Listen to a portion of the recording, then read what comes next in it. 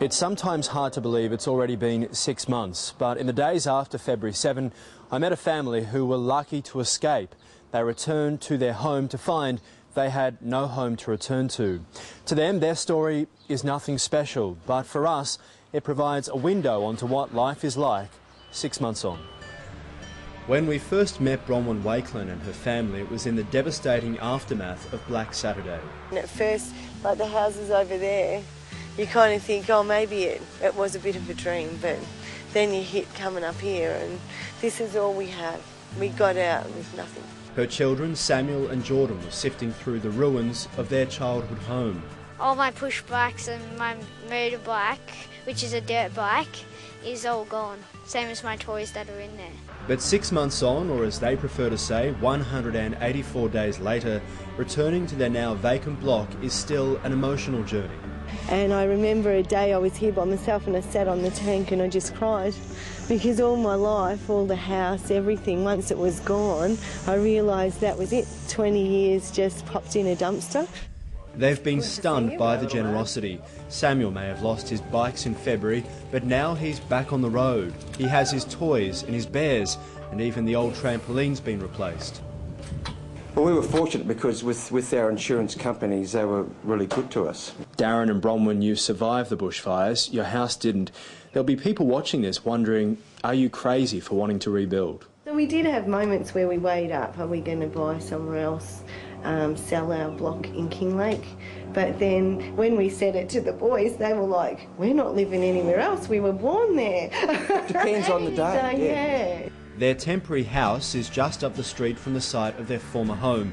The property's been cleared, the plans have been drawn up, but it's an understatement to say the experience has changed them as a family.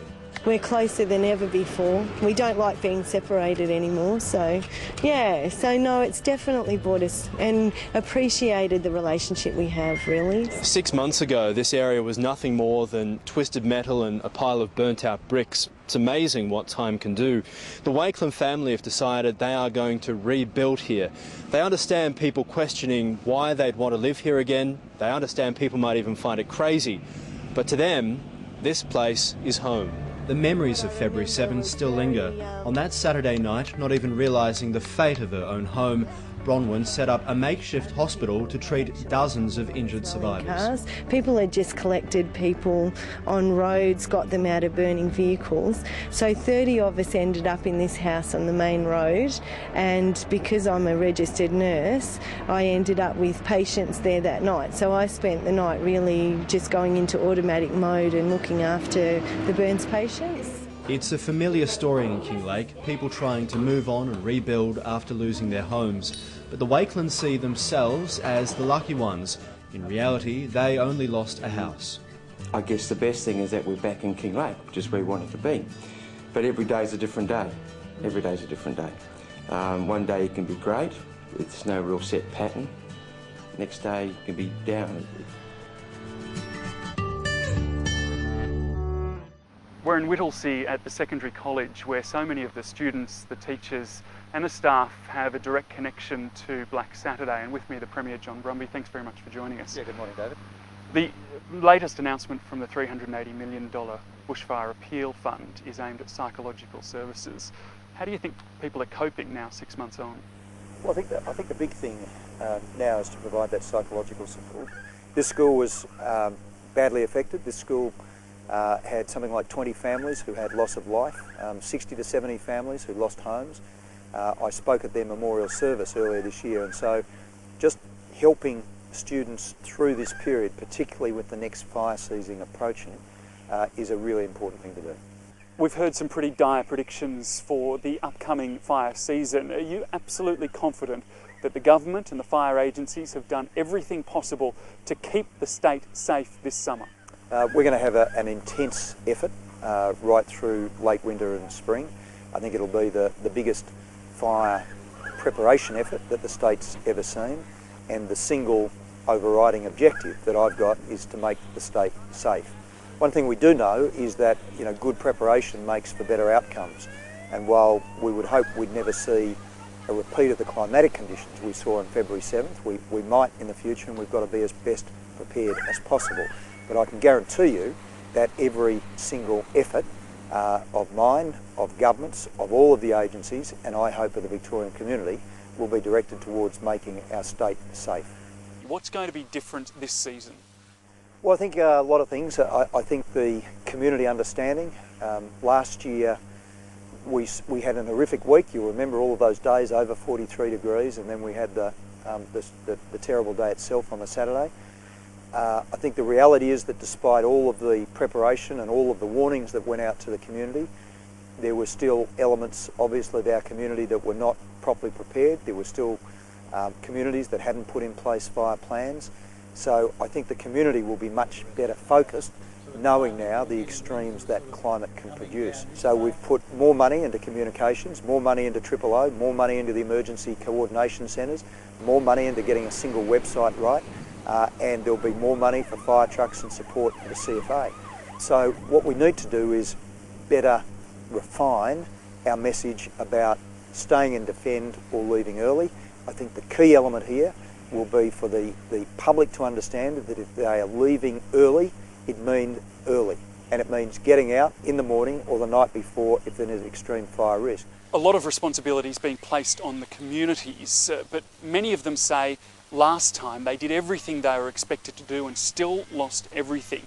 Are you willing to accept that the system failed, and what's going to be done to ensure that doesn't happen again?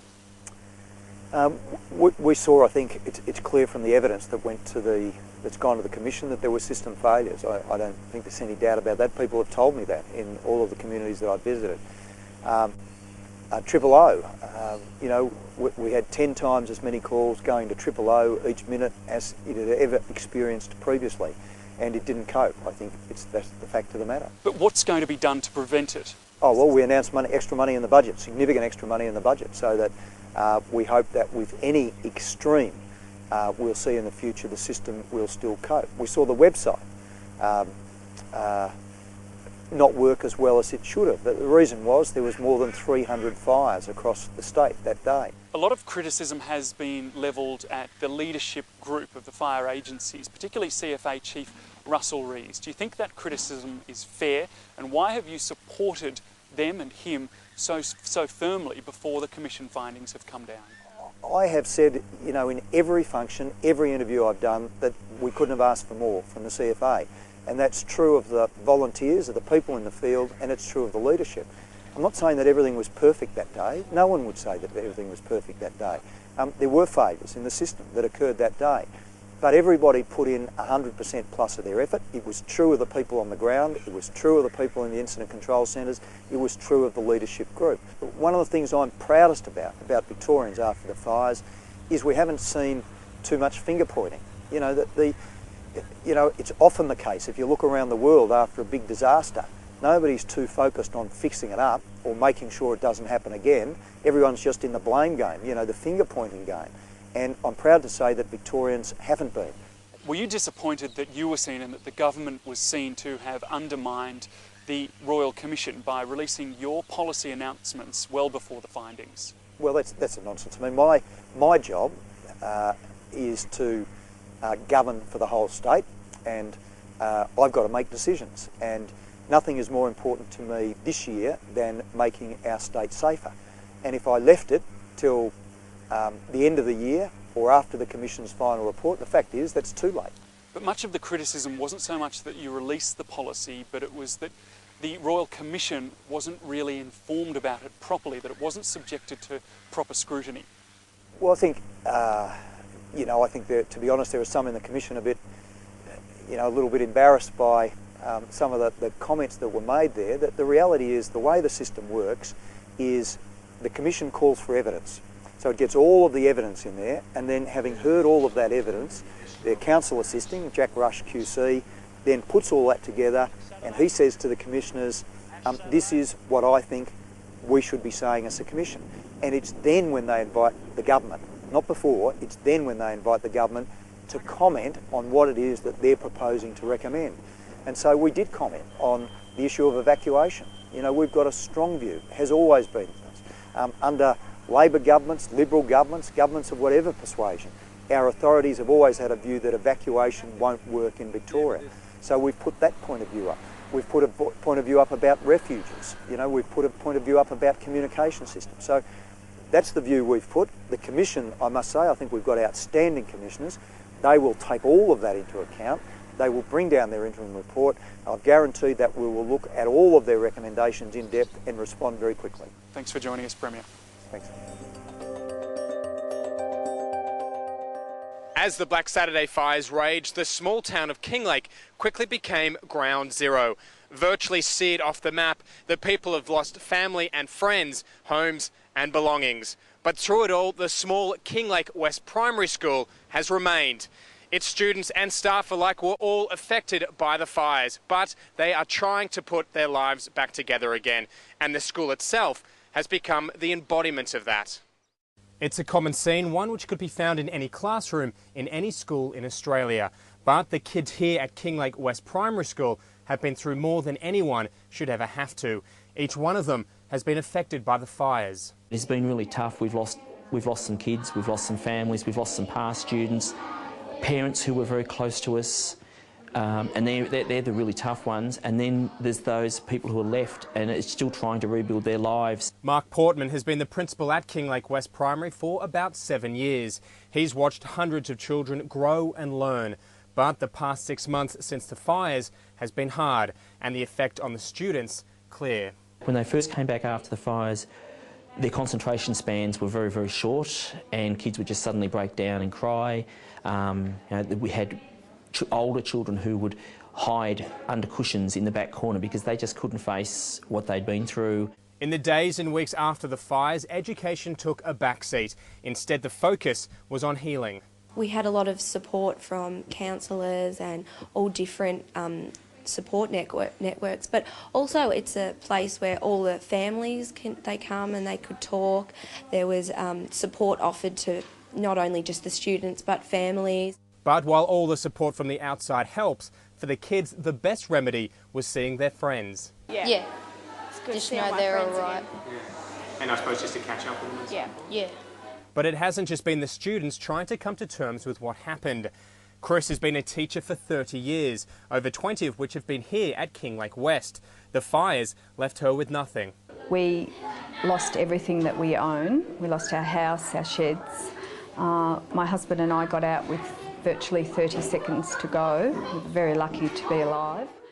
Like so many of the people from Kinglake whose homes were burnt to the ground, Chris and her husband have spent the past 6 months staying with various friends. They've just recently moved into some temporary accommodation. The plan is to rebuild, but that's the easy part. We'll never ever get over it. We actually sometimes have nightmares and we cry a lot. We cry many days, we cry. But I think it's made us stronger people. If you had have asked me a couple of days before the fires, how will you cope with losing everything you own, I would tell you that I wouldn't cope, but you somehow do manage to cope because you have to.